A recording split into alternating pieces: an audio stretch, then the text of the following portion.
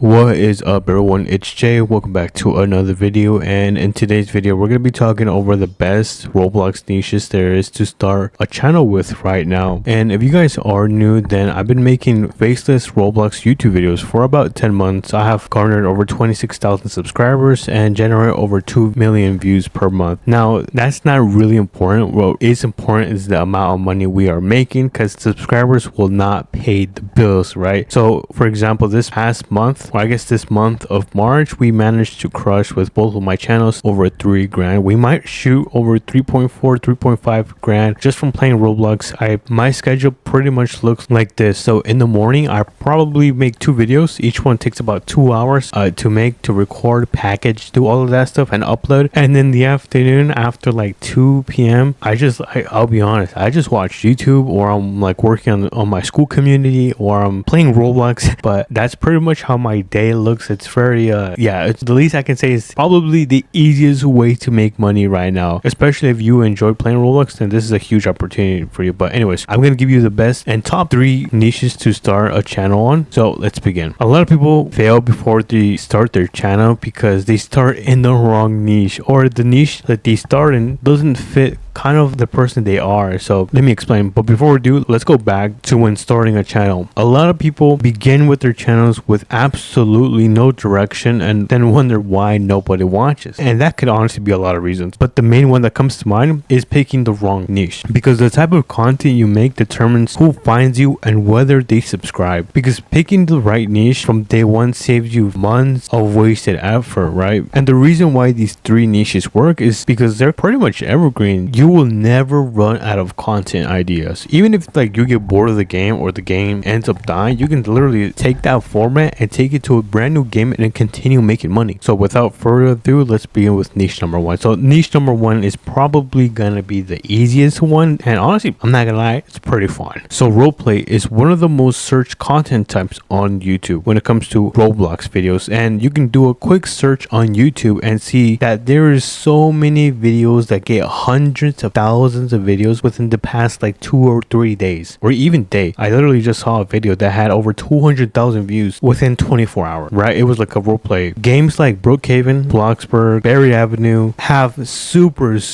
massive audiences both within and behind those games. Their communities are very big as well. And if you want to kind of find ideas on how people create these roleplay games, then you can check out my previous video where I kind of show how to search for games and stuff like that. You can just apply that same method to looking for roleplay games. And another pro about this is that you don't need to be funny or talented. You just need a really good story and be entertaining. And as long as you have a good angle, trust me, your retention is going to be good and people are going to be clicking on your videos. Because in my situation, it's super easy. I just come up with amazing stories that are very broad and are going to spark up interest within the viewer. And that's why I've managed to garner over probably at least half a dozen videos that have reached over 100,000 views, and one that's been closer to 250,000 views. But that's because I've been using that kind of one trick of sparking interest and building a good story. So another advantage is the faceless advantage. Nobody needs to see your face for roleplay content. Your character literally does all the work. For example, here are some video ideas. I pretended to be rich in Brookhaven. I lived as a villain in Bloxburg for 24 hours. And the reason this type of content works is because they want to come back for the story, not just the game. And it's also one of the reasons why it's super important to have good packaging, because the main reason people watch the videos is because of the packaging, the idea behind it, right? They don't click on the video for the editing, right? I'm not gonna watch a video for the editing if it's good or not. That could be the least of my worries. I'm watching the video if it has good story. Not that I watch any of these kind of videos, but sometimes you gotta put yourself in the perspective of the viewer. And that's pretty much gonna be for number 1. We can go into number 2, and number 2 is going to be in the commentary niche. Now this one is also very huge, and honestly I see small YouTubers blow up left and right with ease, and commentary channels build the strongest and one of the most loyal audiences on YouTube, because you're just not showing gameplay, but you're giving your opinion, you're reacting or breaking something down, even if it's the news as well. And the reason this niche works is because viewers feel like they know you even if you've never shown your face. It's a weird parasocial relationship, but it works. Now, something that I will emphasize is that you do have to have a strong point of view. You need to say something people either agree or disagree strongly. And some examples of this are why this Roblox game is dying and nobody talks about it, or I played the most hated Roblox game so you don't have to. The Roblox update nobody asked for. And as you can see, commentary videos like this get shared because people want others to hear their opinion. Another example that just came to my mind is if you search up Roblox faces,